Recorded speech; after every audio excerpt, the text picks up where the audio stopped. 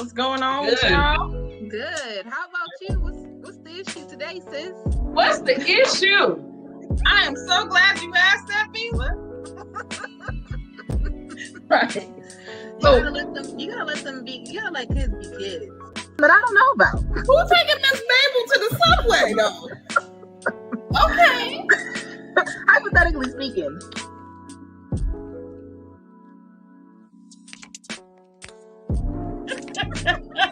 I thought you were gonna say something else.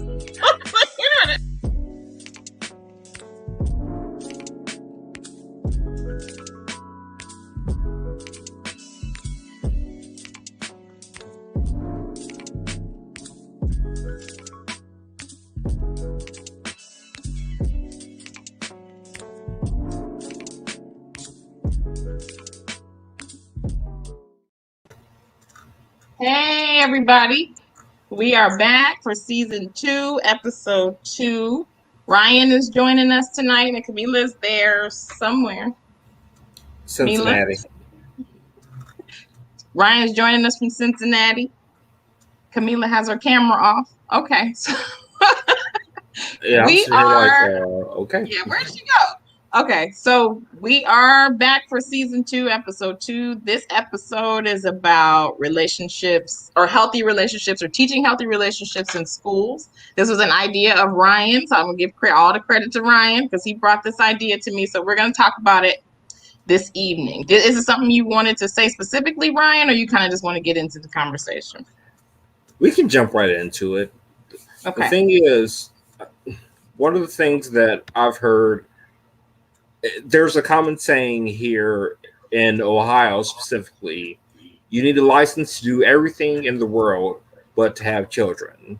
I also tack on to that, you also need a license to do everything but be in a relationship with someone. You are sitting here barely knowing your own self, and you're trying to effectively connect with a whole nother person with their own style, their own background, their own triggers, their own just selves. Yeah. And part of what I see a lot with my clientele, they come in and it's when things are at their absolute worst and they're like, save our relationship. And I'm like, homie, we should have been in here like a long time ago. So my thing is, I know I didn't learn the healthiest ways of how to relationship growing up. And I feel like if we were to teach that in school, like we would teach any other skill, it would work well. Right. Yeah. What are your thoughts? Unpopular opinion. I think that because, therapists, I think that people should have pre-relationship counseling. Agreed. Right? Not just premarital counseling. Like, I think that you should go to a counselor or go to a therapist or go to somebody before you even get into a serious relationship with someone because of what you said. All the things that you just said. There's all these different things involved, all these different unpacking that needs to happen. And sometimes you don't even know that it's there, right? Especially if you have trauma. You have no idea that this is going on. Like, this is how I react to things, but I don't even know why. And then you might react to it, and your significant other might be the person that gets the brunt of what is happening to you or inside of you. Yes, Mila. Okay, so what if your significant other, I'm not speaking from personal experience, but I'm just saying, you feel like pre-relationship counseling is, is proficient, but what if that significant other isn't ready for that, doesn't want to do that? Should that person break up with them or... That's the conversation y'all have. Yes, I feel like if that person is not willing to at least do something because you feel like it's necessary to do, then that's a sign that maybe that relationship is not okay. Right? Because I'm doing this because I feel like this is something that's going to help us. Why wouldn't you want to do it? Because maybe there's some stuff that you don't want to uncover or unpack in front of me that I don't know about. Right? Because you can't really hold on to stuff for too long when you're seeing a therapist. Like, that's not possible. I mean, admittedly, I'm newly single, so getting back into the dating game, giving them the forefront, the tea in advance. Hey, I'm going to love with y'all. I'm going through A, B, C, and D, working through this. Let me tell y'all what you are getting yourselves into before you decide you want to go ahead and jump on this ride, because Right. Lord knows may not be fun. Gonna give you a heads up. May not be the ride you're looking for. Right. They take you all the way out the park. Exactly. Let me not waste your time. And the thing is, if we taught that, oh, it's okay to interact with other humans, whether same-sex attraction, different sex attraction, otherwise, it's okay to date, not necessarily to marry. Right. Date to, okay, is this a human that I can spend time with?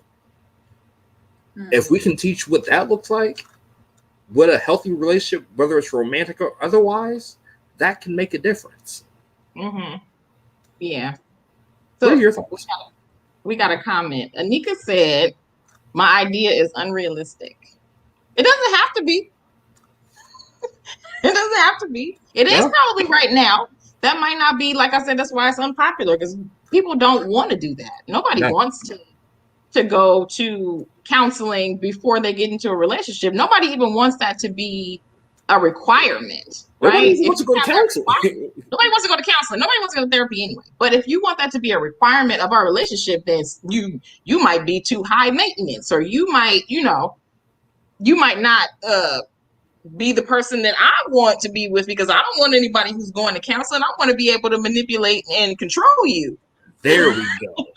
Right? So if you go to counseling, somebody's going to tell you different. If you get the tea, So she said, who has money for that? Ooh, and that was one of the big things. That was one of the big things I struggled with this, because begrudgingly, that was one of the counters I came up to with this argument. Yeah. Therapy is expensive. I know how much I charge my clients. I know it's not the cheapest. But the thing is, separating the money aside is what's needed in this situation, because we can't control that aspect yet. Yeah. But Kiana says insurance covers it. Sometimes insurance covers it. Not all the time. But Anika, I didn't skip your comment. I'm gonna bring it up in a little bit because I want to talk about that. But Get that. It is expensive. But the thing that I realized or learned as a therapist, the reason why therapy is expensive is because we're out here on our own, right? I mean, sometimes people can go to agencies or go to, different places and get therapy. But if you are in a private practice, we're out here on our own, and this is our only source of income. So how can you expect for us to be like, okay, I actually do have $20 clients still, which is maybe not, shouldn't do that. But how do you expect me to eat, right, if you only paying me $20? So, and some people are way over the top. When I've seen like $210 a session type of for charges. non-specialty. Right. That's a specialty, but some people are over the top with it. And if you're doing life coaching, it gets to be, I heard somebody say something about $5,000 a month for life coaching. Wow. Right? And that's the thing. I need to be a life coach. Life coaching is such the Wild West right now, because that's the thing. I'm trained as a therapist, but practice using a lot of the same tools as what you would see a life coach utilize. Right. But that's not to say that I don't have the same background as someone with 2 master's degrees. The thing is, it's about ultimately, and this is what I really want to hit on, about what I'm sorry if I mispronounced your name, Anika, it might have been. Anika, yeah. Yes, that the cost aspect of it is a huge barrier, and I can understand why that would be a deterrent for doing it. Yeah. Legit question. Do you have a remedy for that? For the payment, or does she? Are you asking her? Yeah. I'm asking her. Yeah, what's the solution to that? Outside of, kind of having, and some people say it like this. The thing that's the problem, I know we're getting way off topic, but the thing that's the problem about therapy being expensive, right? People will pay for certain things or certain luxuries that they want all the time. You'll go buy a bag, you'll go buy shoes, you'll go buy, that cost $120. You'll go buy Jordans that cost $150, $200, right? People don't look at this as they look at it like kind of like doctor's appointments. Like, this is something that I have to do in order to be healthy, which is true, but it's still the same as you would do something that you like, that you need to make yourself feel better, and you're paying for it with Jordans. Why not pay for it with something that's going to make you feel better for life? Because reallocation of priorities and resources. Right. What'd you say, Mila? People will rather invest in their bodies than their mind. Yeah, but it's all connected, right? You can't know that you love those Jordans until you get into that part of your mind that knows what you like, right? Mm-hmm. That didn't just happen. But just like drugs, the inability to delay gratification. Yeah, you know that. Yeah. So Nika said, there really isn't one because we can't fix everyone. Okay, we can't fix everyone. Be a therapist to therapist, knowing that we can't fix everyone. No, we can't. We cannot. But let me guess, you and I are going to keep trying I'm until gonna try to fix as many people as possible. I'm gonna try to be that person, to be like, oh, I know Rabia because she helped me tremendously. I really want that to be a thing, right? Good. So Anita said something earlier, and I want to ask the two of you, what age, because we're talking about it in schools, if we offer this in schools, what age do you think is like the earliest that we should start? Because Anika says we're in relationships when we are 5 years old. So kindergarten. Yeah. So I actually think it probably should start in preschool. Agreed. Yeah. It should start in preschool. And that's the thing. It's going to need to be taught by people who have a full understanding of the scope of both relationships and sexuality. Because I know a lot of detractors are going to be like, we shouldn't be telling our kids about relationships, automatically associating it with something sexual. Right. You teach things like consent, boundaries, communication, basic things that can be utilized in any relationship, let alone a romantic relationship, let alone a healthy romantic relationship. Right. Communication, verbal and emotional expression. Right? Exactly. Emotional expression. And they kind of do that somewhat in the, but it kind of depends. Teachers kind of sort of do that, right? Some teachers who really, really care will do conflict resolution with preschoolers. Some who won't necessarily address, this is how you handle a healthy communication between two people. You could break it down to preschool level and say, you and Timmy shouldn't be speaking to each other that way. Right? Because that's not okay. Right. But that doesn't always happen, especially with teachers who don't necessarily have the time to deal with kids, which is also why counselors should still be a part of the curriculum for schools. But that is one of the things that gets cut every time there's a budget issue because they cost so much. And it's like, okay, we don't necessarily need this because we have all the fundamentals. So now we're going to go without it, and then you have all these kids walking around unhealthy. You get what you pay for. That's very true.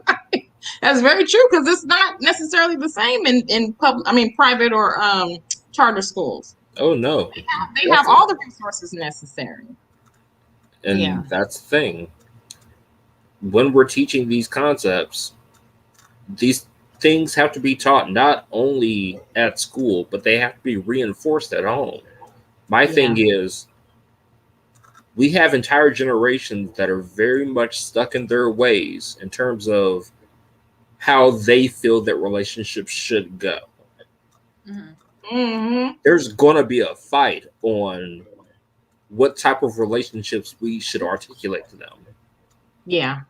So how do you feel like we can combat that? If you are a person who believes in healthy relationships, or even a teacher or instructor who believes in healthy relationships, and Mhm. then you're teaching it in school, right? You're going through the motions with the kids, but then you have kids who have homes that are not necessarily, that don't model that Right. necessarily. What would you do, you think? That is a very loaded question because it would depend on the level of basically how much leeway I have with the situation, what type of resources I have with the situation. So Mhm. if the parents are willing to sit down and have a chat and we collectively figure out, hey, this may be a little toxic or maybe not necessarily conducive for your situation. If they're willing to talk about it, great, super, we got resources. If not, then crap. Kind of stuff. Yeah. You just gotta kind of rely on the kid to go, hey, take this message from school. Hopefully somebody uses it. Outside of Yeah. that, that's about all you got. I have some ideas about that. What do you think, Mila? I agree. It's just I definitely do agree that you do get what you pay for, but I still feel like public schools and just people with in the lower class community should still try. At least have the parents go to counseling and learn the fundamentals there, and then come back home and teach it in their household. That's another option. Mm-hmm, mm-hmm. Well, It so starts at here's me personally. I feel like it starts at home. it. I don't know if it starts at home necessarily. It could go into the home, but this is the thing that I have encountered with these types of situations. When you are someone who has a solution to someone's relationship problems, they Mm-hmm. don't handle it well, right? They don't like for someone who they don't necessarily know coming in and saying to them, this is how you could do this differently that might work better for you, right? Mm-hmm. Unless it's somebody who says, or who has to go to like co-parenting, or has to go to counseling, or has to go to therapy because of what's happening with their children. They don't necessarily want to engage with you because there's nothing wrong with me, right? And then why is my kid in this program? Mm-hmm. Right? Because there's nothing wrong with them either. Just spirals. So I think that the solution, like you said, is adding it to the curriculum. So it's something that is automatic. Like it's something that's done all the time. So then when they go to school, they'll learn about this. They'll come home and say, hey, mama, guess what I learned today? I learned about communication. I learned about how it is, how to maintain a healthy relationship. I learned how to express myself emotionally. Oh, what is that? Why are you doing that? Because that's the way that you're supposed to be healthy, right? I think that that's kind of the only way to do it, but sometimes that doesn't work either. This is true. Overwhelmingly true. Yeah. Yeah. And another part of that to add on to it is some people have differing expectations as to what are healthy and what are unhealthy behaviors in a relationship. Yeah. And in my experience as a black man, I've also seen it within our own culture. A lot of times, I'll say this: the male in the relationship has been not quite controlling, but definitely not the most open-minded in terms of gender roles and things that are supposed to be done at home. Right. That demographic, that's gonna be tough to reach. I'm not gonna lie. Be difficult. That's gonna be difficult. There's a lot of old ideas and a lot of, this is the way that things are supposed to be done because this is how we've always done it type of mentality Exactly. in our community. The thing is, it's not working, right? So why not use something that might work? And that's what I tell clients all the time. Like, it's not about the fact that you're doing something wrong. It's about the fact that whatever's not working, maybe if you try something different, this might work too. right? This might be a different thing that might help you in the situation that you're in. If you keep bumping your head against the other person, maybe if you try it this way, it'll be a little bit different. Maybe not. It may not work for you, but at least try, you know. It's a quote that I learned from LeBron James not too long ago. And it's something that I use with my clients when I tell them about utilizing the resources in their toolbox.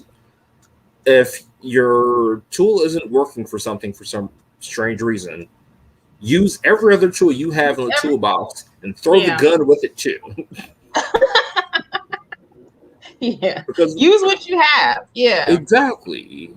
You don't have to use one thing all the time. You can try something else. Yeah. Exactly. But for some reason, it's almost as if our community doesn't want to deviate sometimes. Yeah. Well, it's funny because Mila, you talked about on the last show about how the women in you all's generation is a little bit different now as far as relationships, right? Yeah. Because now women are feeling more empowered, right? They feel like it's okay to be strong. It's okay to not have to have a man. It's okay to not necessarily depend on someone to protect you and provide for you. Sometimes you don't even want that, right? But because we have those ideas of this is what we're supposed to do, society doesn't see that as healthy, even though, I mean, well, it depends on the extreme, but even though it probably is more towards the healthy side than the unhealthy. So I'm gonna touch on something that you said earlier, but let's talk about even what either of us knows about healthy and unhealthy relationships. Like, what do you know? Like, what are the traits, Ryan, of like a healthy versus unhealthy relationship? Healthy, mutual respect, autonomy. Those are huge ones.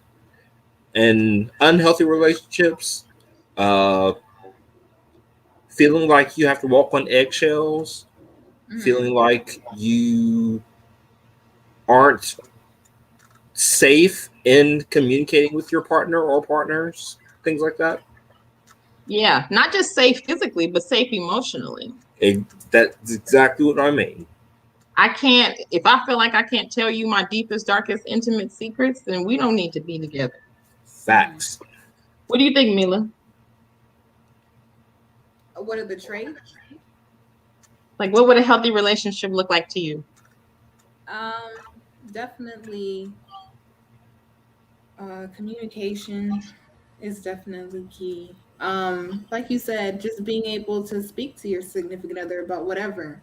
If you feel like you can't necessarily say, what happened at work or what happened at a family reunion or whatever, then that's probably not the person for you. Or if you do feel like that is the person for you, then communicate that with them, saying this is how I feel. And if they're not willing to fix that, then you have some thinking to do. Yeah. And then also, look at this. Hey, Anna. Okay, man. Go ahead. Also, feeling safe emotionally, physically, mentally too. Because if you're not safe mentally, that's not a good thing. Yeah. Yeah. A lot of problems with my clients happen with couples in therapy because people don't understand that in order for you to have a healthy relationship, you have to be two individuals coming into a relationship to build side by side, not this, right? We're not molding together. And I had to tell somebody one time, I was like, you are red and he is blue. You're not purple, right? You're red and blue going down the road together. It's not, you're not supposed to, mix your life together. And that is not necessarily supposed to be your person for everything. You're supposed to have friends. You're supposed to have coworkers. You're supposed to have, people outside of your relationship that you can go to get these things taken care of or resolved. You're supposed to have a therapist. You're supposed to have, all these things to take care of yourself holistically and then have your relationship too. So that person doesn't feel like you are bombarding them with all of your stuff. right? And they have their own stuff. And now they're like, oh, I can't deal with your stuff and my stuff, even though I don't know what my stuff is. Right. So you're supposed to be able to be two healthy, let me say this again, healthy individuals going down the road together as red and blue. Right? Camila, did you learn that growing up? Did I learn that growing up? Actually, I didn't see a lot of healthy relationships growing up. It was very I didn't see that. No, game recognized game. The reason I asked is because I have noticed a lot with my generation that we were conditioned to believe, oh, we're supposed to find our person, our match, our the other 52 are 50 instead of both of us being 100. Right. I wish I was not taught that. Oh my God. Me too. The pain I would have been saved. Right. And somebody I think Go ahead. It was pretty much taught, to stand on your own, be more independent, don't worry about a man, worry about yourself. That's kind of what I was told growing up. And then so it also makes it hard to be in a relationship too, because everything is about you. And then you get in a relationship, you don't really think about it, but it's about both of you guys, how you feel as a collective, not just separate. Yeah. And it's interesting because we're told out loud, right? The voices say, you don't need a man, you can be independent. But the silent voices say, if you don't have a man, something's wrong with you. Yeah. Right? So we can be independent and get our money and get our own thing, but if we're not married, right? Or if you're not in a serious relationship, you getting your money, girl, but you don't have anybody? What's wrong? Then they automatically assume you're unhappy. Automatically, off top. If you don't have anybody to share your life with, you must not be happy. Yay, patriarchy. Right? So I was going to touch on what you said earlier about how when you do it when you're trying to teach it in schools, or if you wanted to teach it in schools, it would be how it would be connected to sexuality. And so we talked about before this whole idea of kids and innocence, right? If you teach them about relationships too soon, or you teach them about sexuality too soon, they're going to lose their innocence.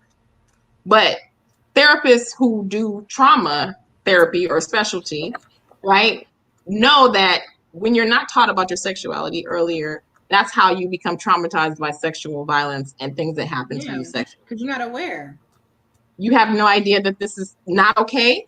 You have no idea what is okay, right? Mm-hmm. So if you're not taught, it shakes you. It rocks your whole entire world, because I've seen people that have said, and I say, it's not even about what happened. It's about how you feel about it. So if you feel like you were assaulted, you were assaulted. But sometimes in the description, it's because it's a buzzword, right? Assault is a buzzword. So if someone touched me in a way that I feel like was inappropriate 5 years later, right, that means that I was assaulted. Yes, in theory it does, but it doesn't necessarily mean that that's the only part of it. It could mean that you didn't know at the time that whether it was okay or not okay. You had no idea what sex even looked like, because a lot of people learn sex from porn. Right? You don't know what sex is supposed to be. I told my teenager, I was like, sex is not good most of the time. Like, you are not gonna have explosive, sexual experiences. Sometimes it's gonna be this is it. Like, that's all I get. Right? Especially if you are dealing with somebody who doesn't know how to not be selfish, or if you're dealing with somebody who only wants to get theirs and doesn't really worry about you, right? Or if you're dealing with somebody who's never, a man or a woman who's never been taught how to deal with the female body, right? That all of those things can happen, and your partner will be looking at you like, what is this? What are you doing? And if there's no intimacy between the couple, you have sex and that's it. You don't enjoy it. The entire key part of the situation. You don't enjoy it because it's not good. But most of the majority, probably 95% of your experiences are not going to be not going to be good sex. And our generation is shocked as hell when I tell them that. I'm like, in so many situations, and that includes sexual relationships. In many of these relationships, we were sold a pipe dream of how it's supposed to be. All the movies we saw back in the 90s, American Pie. Yeah. I can go on. Yeah. We were sold a dream that isn't actually real. Right. And that causes a lot of heartbreak and really dysfunctional relationships. Yeah. At the end of the movie, it's not okay all the time. Like, you don't come together and you find your person. That's not right. Like, I've had to be real blunt and tell some people, this relationship ain't it. I'm not going to BS you. This relationship ain't it. I'm sorry. I wish I could tell you more, or I wish I could have more hope for you, but fam, no. Yeah. So another unpopular opinion, and I know it's unpopular because people have always told me, no, don't do that or say that. But when you are a person who knows about child development, sexuality at 3 to 5 years old is not foreign to you, right? People assume that because they're children that they don't know about sexuality. Mm-hmm. Children know more about sexuality probably than we do, especially young children, but not in the sense that, the American way, right? Sexuality is women being objectified and titties all over the place. That's not the sexuality I'm talking about. Right. I'm talking about how to pleasure yourself, where your pleasure centers are. Children learn that between the ages of 3 and 5. That's why when you see, little Marcus in his diaper touching on his penis, it's because he's learned where his pleasure center is. He knows how to make himself feel good and knows how to soothe himself by touching himself. And a lot of people gonna be mad that I said that. Huh? What'd you say? And potentially has known about this since utero. We have data of embryos masturbating. Right. We have the data. Right. It's a thing. But the only reason why look at Mila. only reason why it's foreign to everybody else is because of sexual violence, because of molestation, because of coercion, because of things that are negative connotations. So it's like, if you are sexually aware at 3 to 5, does that mean that if someone does something to you, that it's going to be a different outcome? Right. It will be a different outcome, but it'll be different in a positive way. Mm-hmm. Because if you talk about, like, people say, well, I don't, calling it cookie and your man stick, and, using colloquialisms for your regions. Right. Because kids are not supposed to know the, anatomical terms for, Kalia said Mila's face. I'm just going to sip tea. Kids are not supposed to know the anatomical terms of their sexual organs, right? Apparently not. But if you know about it and you go, something happens to you and you go to your mother and say, this guy touched my cookie, as opposed to this man put his hand inside of my vagina, it's a different thing. Look at Very me. Much so. Camille, you good? What are you thinking about, Mila? What did I just say that just made your face just turn up like that? No, I was just thinking about, like, when I was a child, like, when my mom told me to say what it was. It was pee-pee. It was a pee-pee? Or no, it wasn't pee-pee. It was private area. Private area. Yeah. Okay. But it's saying... Mine was monkey. It was monkey. Right. We just gonna roll with that. Maybe I'm just weird. I don't know. I always thought it was a vagina. My mama didn't. She didn't tell me that, but You know, I was a researcher. Yeah.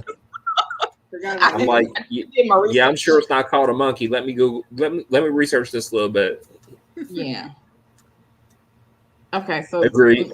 she always disagrees with people who don't use the proper name. Yeah, because what's the point of that? Why would you not want to teach your child that early? But real funny story, and I think Mila, you know this story, but my twins have known about, you know, their vagina and men's penises since they were little, right? Right. So they were like maybe 2 or 3, and I don't know where we were. We were somewhere in public, but one of them said something about, oh, it's a whole bunch of penises in here or something like that, right? It just blasted it all over the place. But I wasn't embarrassed because it was a bunch of men in the room. So it was a bunch of penises in the room. An interesting life you live. I'm just saying. If you met my twins, you would know why that was like normal, because they're very, they're not 8, they're 40. No filter. No, none at all. They're grown. They're grown up. They are. But that's because I talk to my children in real terms. Like I've never baby talked. I've never, I always use vocabulary so that they can learn really early how to speak, to people outside of them. And not just that. I mean, we use slang, we use vernacular, they cuss, whatever. We're going to disagree with that. But I teach them, if you're going to do it, don't do it in front of an adult, because everybody don't like that, right? Or they'll tell you the Santa Claus doesn't exist. Don't go to school and say that, right? We have our own stuff. So they know, they have discretion already. They know when to say things and when not to. But 2 or 3, they were like, we know this word now. Let's just go ahead and say it all the time, everywhere. But those are your kids, and it's okay, because that's your household. Those are your children. Right. People stop judging people's households and mind their business. Mind your business. Mind your business. So I'm gonna stir the pot just a little bit. One thing I did want to touch on about the subject. The thing is, a lot of people tend to forget this, but gay marriage is relatively new. Mm-hmm. So at some point, John is going to come home and say, hey, why does Bobby have 2 mommies? Mm-hmm. The question's going to be, okay, so how will schools handle this when talking about quote unquote non-traditional households or relationships? And the thing is, that in itself, and I'm not going to go on my critical race theory rant that I have that's tied to this, but what I will say is, how can we prevent discrimination and increase how inclusive we can be when talking about different types of relationships? That's very true, because it's not just male female, right? It's not just heterosexual relationships. I have like 5 poly clients as we speak. There's polyamorous. There's non-binary individuals who might be anatomically female and get pregnant but have a mustache, right? There's all sorts of different. Actually, I knew a client who was non-binary, but not non-binary. He identified as male, but was anatomically female and liked to wear dresses. So people would automatically assume that he was female, right? And would, misgender him all the time. Right. But he also had a mustache because he was taking testosterone. Right. That's a trick. I actually know a few people like that. So it's kind of like they have families, right? So it's like identified as male, but carried the children like it was a heterosexual conception. Carried the children as an anatomical female, but identified as male and wore dresses. I've only had a few cases like that, but those are always interesting. Yeah.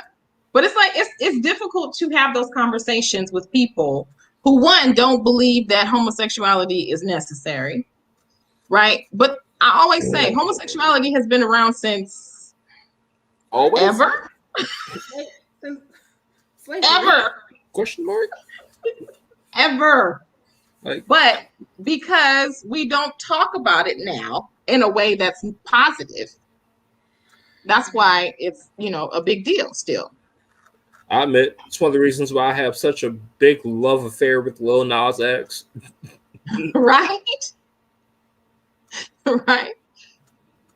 So Clea said... Definitely. Oh, go ahead. Yeah. A lot of people's parents don't talk... I don't want the world teaching them. Okay. So how do we have positive, healthy relationship conversation without sex? How do you do that? Because in order to have a healthy relationship, you have to have healthy sex. Like, how do you do that? Oh, absolutely. Oh, yes. Because the big things that couples argue about is sex and infidelity, finances, and children. Those are the three big things, or the three big arguments that couples mostly have. And if you don't have children, it's because when are we going to have children? Or are we going to have children? I don't want children, but you might want children. So children are really a big point of contention. And infidelity has to do with sexuality. You're not having sex with me, so you going out having sex with other people, or you just having sex with other people because you want to. Right? But healthy sexual relationship does not necessarily mean monogamy. Exactly. Good. Well played. Well played. It doesn't. It does not mean... I know, Mila, we talked about this before, but it doesn't mean that. Consensual non-monogamy is a thing.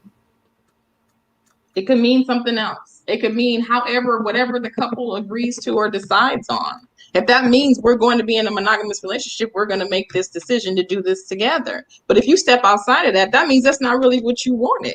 Right. You didn't really want monogamy. You wanted something else. So why not just be honest about that? And get with somebody who likes that too. Right? That'd be the preferred action, but we all know that people are jerks. Yes. But you can't be with somebody monogamous and you don't want to be monogamous. That's never going to work. Facts. Entire facts. It's never going to work.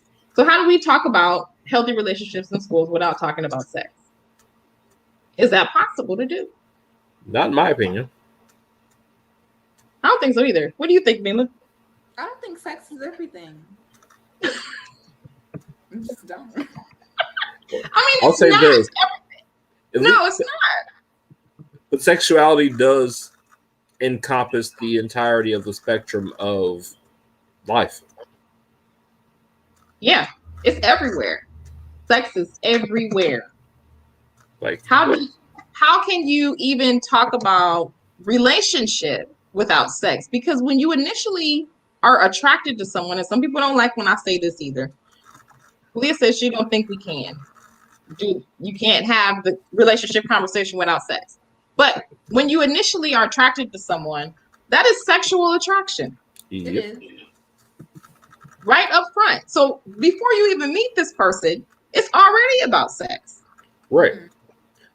Right? So, can I take it a step further? Say you say, hey, I have a friend I want you to meet.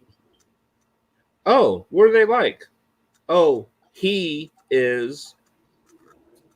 By the time you've done that, you've already made it about sex. Yes, he's 6'5". He has muscles. He's this. He's that. He got nice lips. He got nice hands. Right? Okay, well, we're talking about speaking in those terms.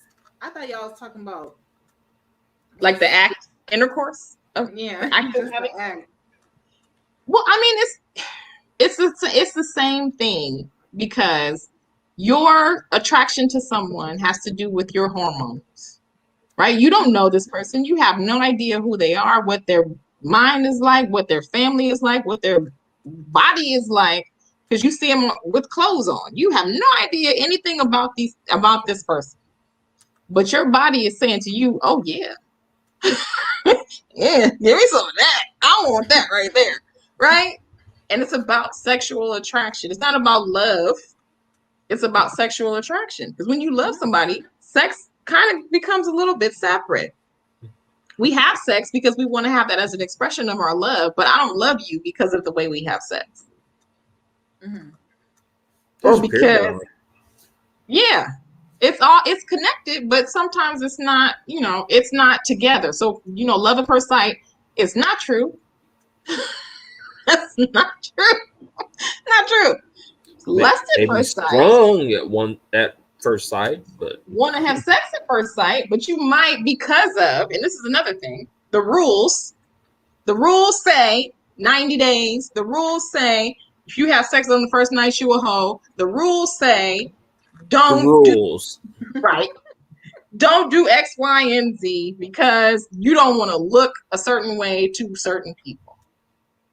Or he's supposed to pay for dinner, or she's supposed to cook the meals when you are together, when you're living together, or the rules say this. But there's never what are our rules? Mm-hmm. What is our traditions? What is going to be our family culture? What's going to be the culture inside of our house when we do decide to live together? Which is why we go back to relationship counseling before you get into a situation with somebody.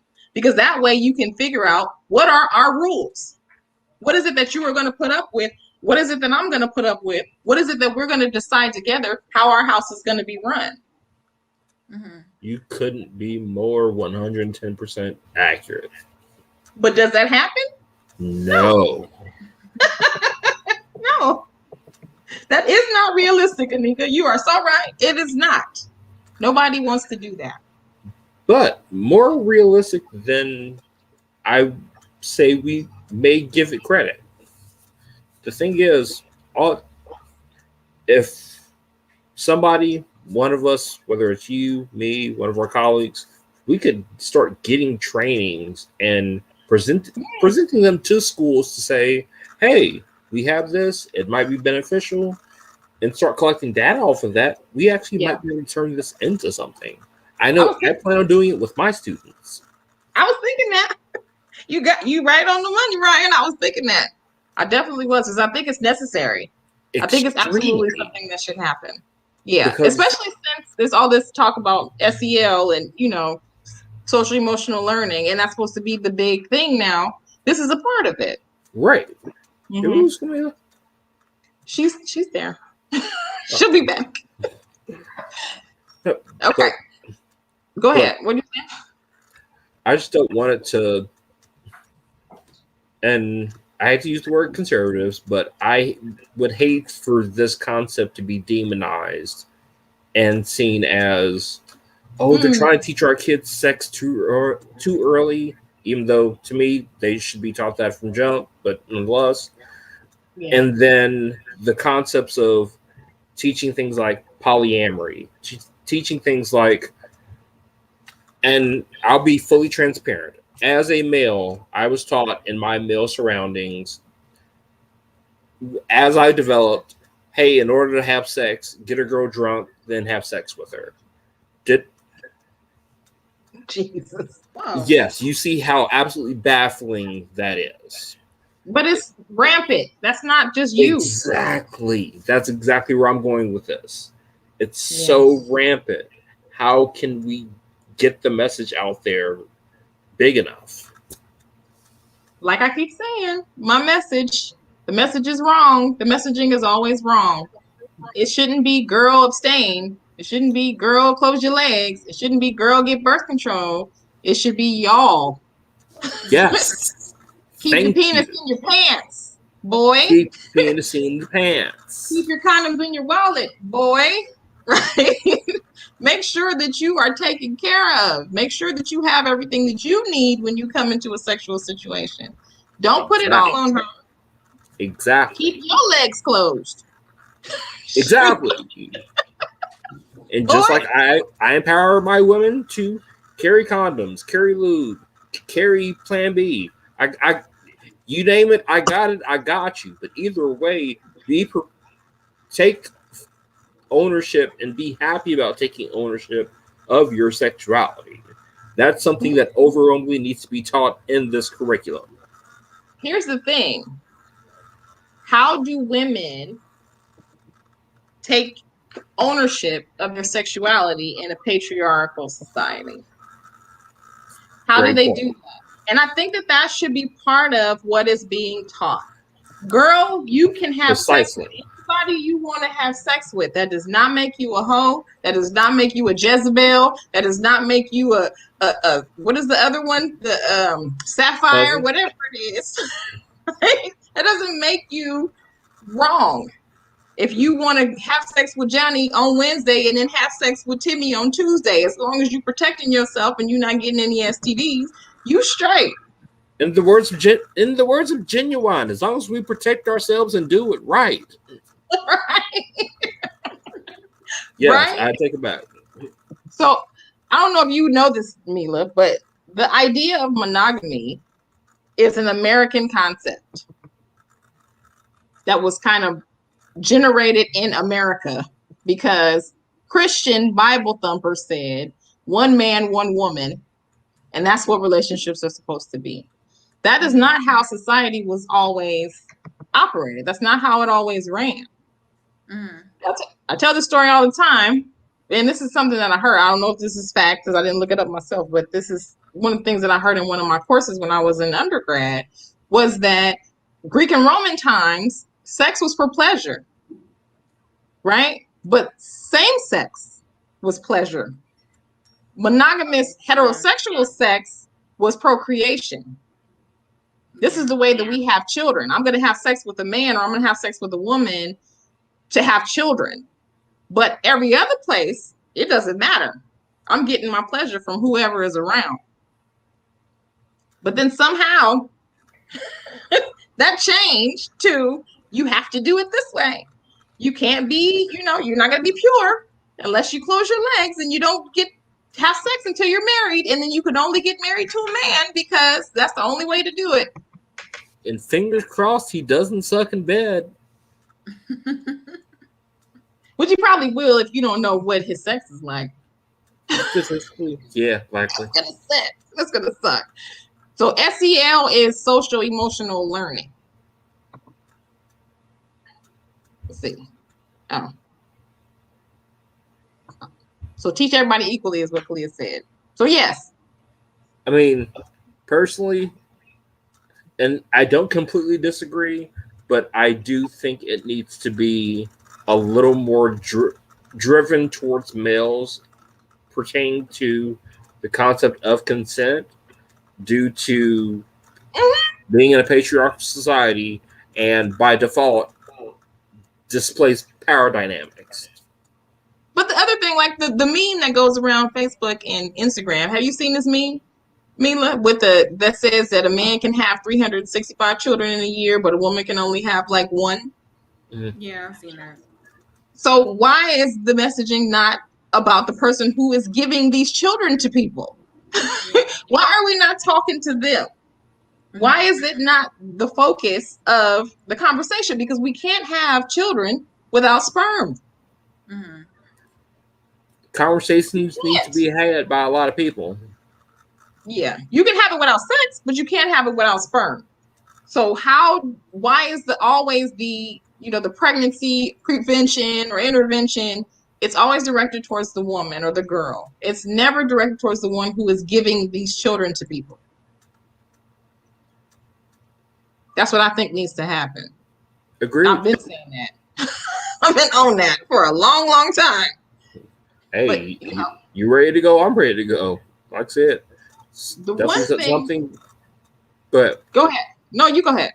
It's definitely something that I'm going to be working on in terms of trying to get at least some sort of curriculum developed, just even a rough draft to see, kind of gauge interest among the schools around here, because I live in a comparatively kind of conservative.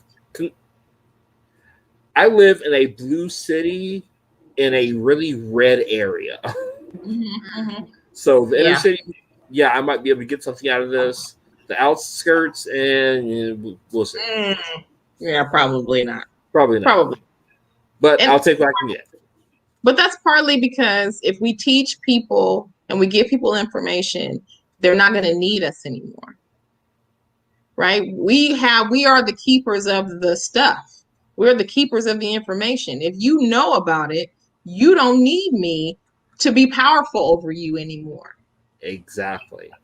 Because you've gained it, which is why we always talk about why they didn't want the slaves to read, because slaves would have known all you got to do is go out the fence and you can be free. Mm-hmm. Right? Again, if they had read it in the newspaper, because this slave did it last week. I was gonna get on my critical race theory soapbox today. I'm gonna stay off of it, but I'm just saying it's a whole lot of it tied to everything we just talked about in the past hour. Yeah. A lot of it goes back to patriarchy. A lot of it goes back to just pure. We need to stop doing antiquated things. Just because we've been doing them the same way for a while doesn't mean there's not a better way. I think the layers of this, and I don't know if you agree with me, Mila, but the layers of this are, we have to get to a place of where we are teaching people that it's okay to be okay with new ideas. Agreed. Right? It's okay to think outside of what you were taught. It's okay to believe something other than what somebody else believes, because we always tend to want to do the crabs in the barrel thing, but we also want to, like, in order for us to be unified, we got to stick together. We have to have the same mind. But then there's this whole thing about Black people are not monolithic, but everybody wants to be the same, right? You want to have the same ideas and the same beliefs and the same things that you do, but you don't want to be called the same. Right. Like, So make it make sense. Make it make sense. It doesn't make sense at all. So how do we do that, Mila? How do we get people to believe that whatever they believe on the inside can also be outside? Counseling. Therapy. Everybody needs therapy. Everybody in the world. Agree. Come see me. Yeah. I think so. I think that can help, but it can also be because maybe this is part of what we should teach the kids. Like, just because your parents feel this way doesn't necessarily mean that you have to, right? Because there was this go ahead, Ryan. That has been one of the biggest things I've had to deal with in this past year. Getting people, especially my generation and Camila's generation, to be able to go, you mean I don't have to do exactly what my parents say? My parents can be wrong? That's a thing? Huh. Yeah. Well, I can go. I have autonomy. That's something that has been lost a lot between our generation. What'd you say, Mila? It's always best to get a second opinion from people who you are not familiar with. Yeah. Because you get to see, like, it's like, you know, the outside looking in. It's somebody else's perspective. Because normally everybody that you're surrounded around, normally, you know, we're a little different. But normally everybody has the same thoughts and teachings and stuff like that. But you know, the person who thinks differently is the black sheep. That's the black sheep of the family. The person who's normally the functional one is usually the one that gets outcasted, which we feel like, why am I the one that's being pushed out? Which we really should be looking at it like, ooh, they gave me an out. Right? These people are dysfunctional, and them pushing me out of the family probably helps me way more than it hurts. I'm so done with you. But then you feel lonely. But that's why you are supposed to have a full life outside of your own family. Yes. Build friends, that feel like family. People that are there for you and supportive and, it's not assertive. They give you what you need. They fill you up, right? Mm-hmm. We're always those people that do that for other people, but we don't never find our people who do that for us, especially if you're a healing person, right? So always, whoever your family is, that's who you create for yourself. Exactly. What do you say for the people who have trust issues? As just in general? Just in general. Who have been... Because you have trust issues. Why? Because somebody did something to you that made you not trust people. right? Whether it was a friend or a family member or a traumatic situation, something in your life made you not be able to trust. So you need to resolve that in real time. So it could be going to the pastor. It could be doing some other type. It could be even counseling with your friends, but you need to have some space where you can sort that out. So what do you mean, like in relationships in general? Just trust issues? What I meant was for the people who are the black sheep, have been outcasted by their family and have separated from them, but they've been through all these traumatic experiences with them. Now they have trust issues. Now they don't feel comfortable making other relationships with strangers. With people. So what do they do? Counseling, I guess. Yeah. You need therapy. Yes. You need to go to therapy. So that's, I think, even the first layer. We need to allow people to teach our families and our children something different outside of us. Because, this whole what goes on in this house stays in this house mentality is going to hurt people for years to come. Yep. You need to stop that. They need to stop being secrets. Family secrets need to stop. ASAP.